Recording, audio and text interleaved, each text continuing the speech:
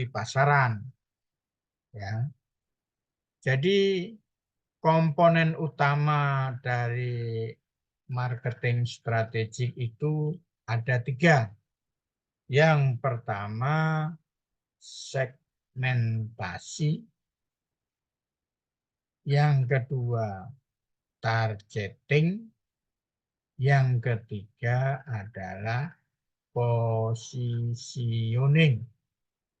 Jadi di dalam Anda belajar marketing strategik ini, Anda adalah akan mempelajari segmentasi pasar ya, kemudian target yang dibidik,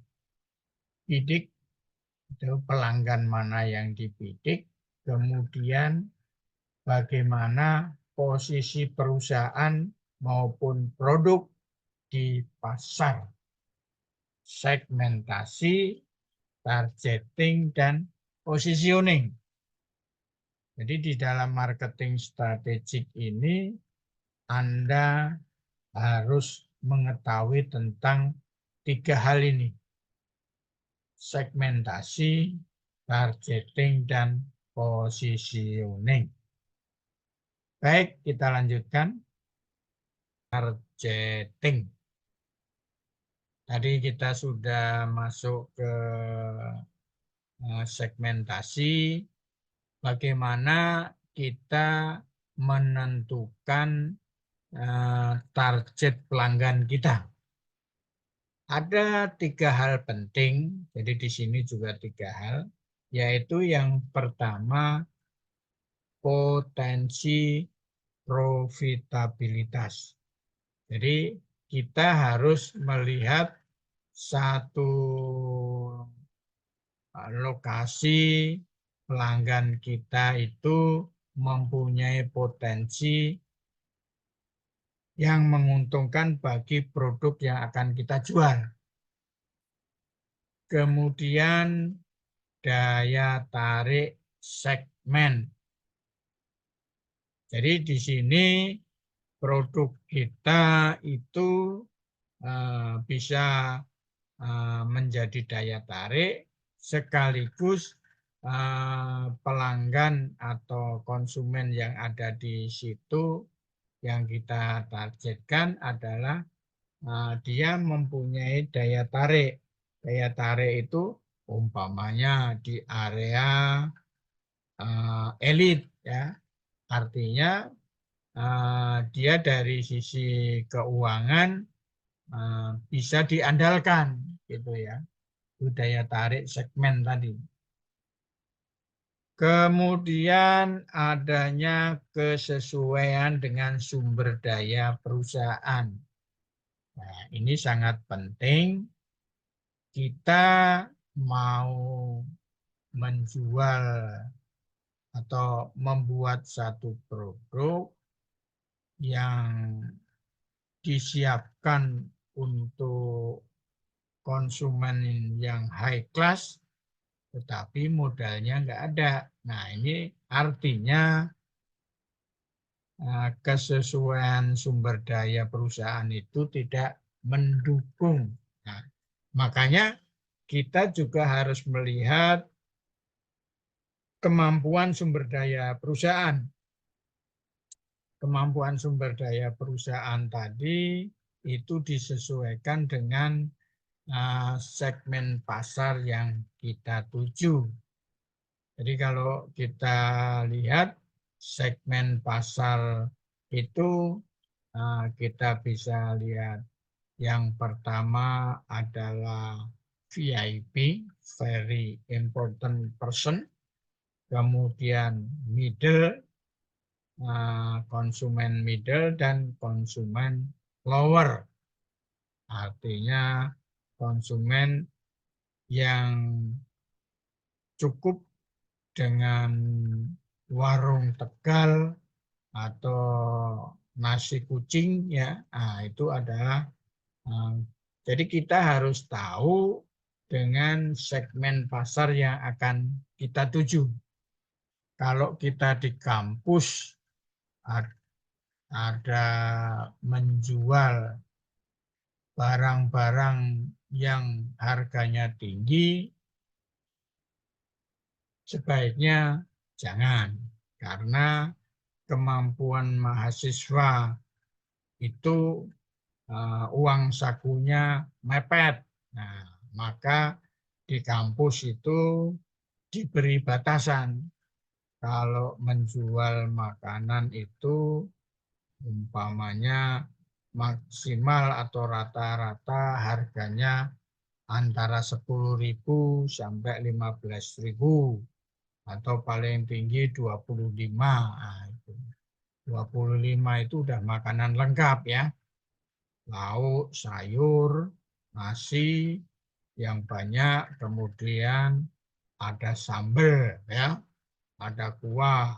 Nah, itu untuk level-level lower konsumen. Tapi kalau kita bisa menggunakan apa saja ya aplikasi Gojek, ada untuk pesan kendaraan, tidak hanya kendaraan saja, tetapi kita bisa pesan makanan, ya, pesan makanan. Kemudian kita bisa kegiatan-kegiatan yang lain, ya. Jadi contohnya Gojek ini merupakan satu aplikasi yang sudah komplit ya, sudah komplit. Bukan hanya sekarang ini dari Gojek ini sudah kita bisa pesan tiket segala macam ya. Kemudian yang kedua adanya satu rantai kopi ya, rantai kopi, yaitu contohnya yang sekarang ini kita ambil contoh kopi kenangan. Jadi kopi kenangan itu hanya sekedar kopi, tapi lokasinya di seluruh Indonesia ya. Di seluruh Indonesia itu ada ada kafe yang menjual merek kopi kenangan. Dan semuanya itu sudah tertata dengan rinci ya. Ada satu rangkaian kopi yang menggunakan merek kopi kenangan. Jadi bukan hanya sekedar kopi kenangan itu hanya kita minum kopi, tapi ini sudah ada satu database yang digunakan, ya, yaitu berupa satu coffee chain atau satu mata rantai penjualan oleh pelanggan. Di sini saya bisa menjelaskan yang pertama kali dari sisi manfaat fungsional. Manfaat fungsional ini adalah yaitu memenuhi kebutuhan dasar pelanggan. Jadi kalau kita menjual satu produk itu harus dapat memenuhi kebutuhan dasar pelanggan.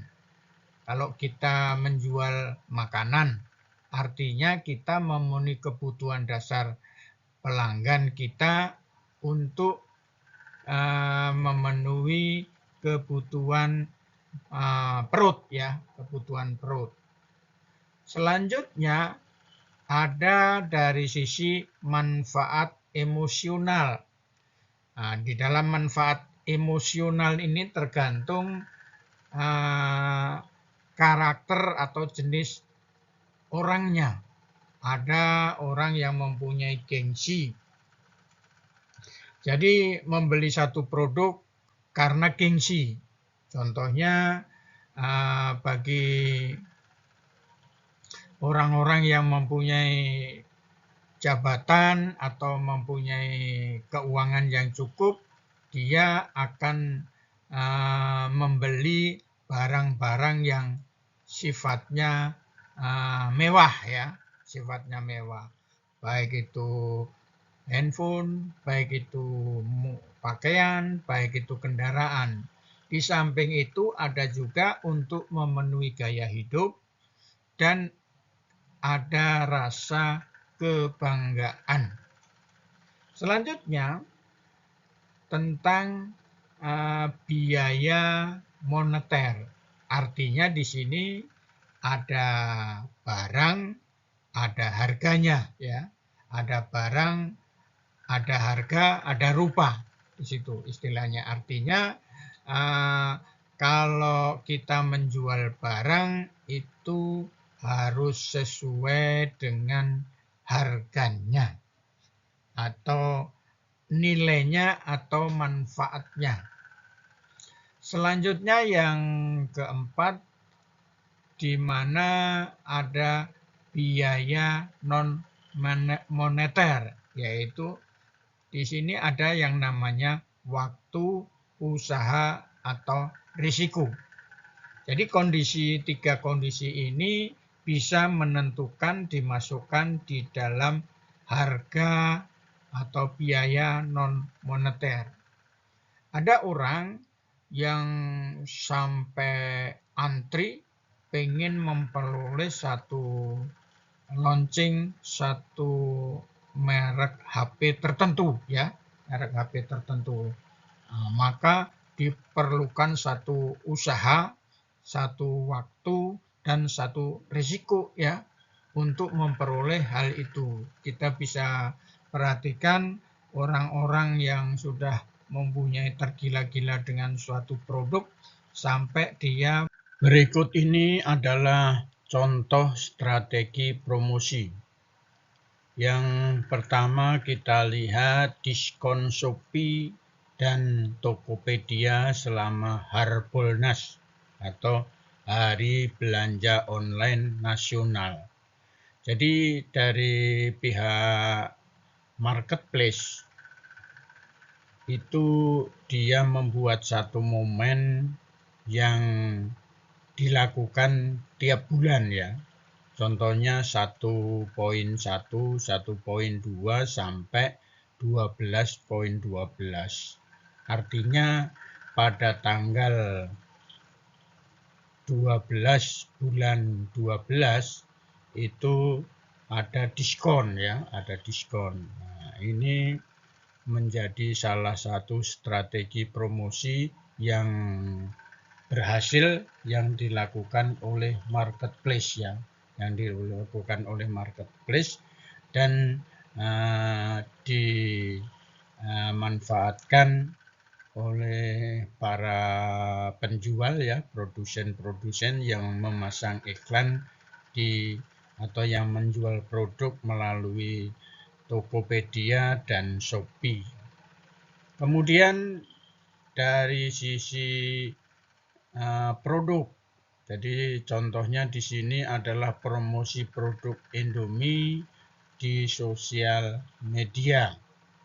Jadi mereka memberikan satu promosi pada produk-produk tertentu dan ini hampir semua produsen ini memasang promosi di sosial media. Selanjutnya dari Alfamart dan Indomart itu dia membuat satu program loyalitas. Jadi mereka mempunyai daftar orang-orang tertentu melalui emailnya atau melalui HP-nya yang tercatat di dalam database bahwa mereka itu termasuk sebagai pembeli yang loyal. Maka dilakukan satu pemberian reward, ya, atau hadiah terhadap satu program loyalitas. Kemudian kita coba melihat di sini ada promosi yang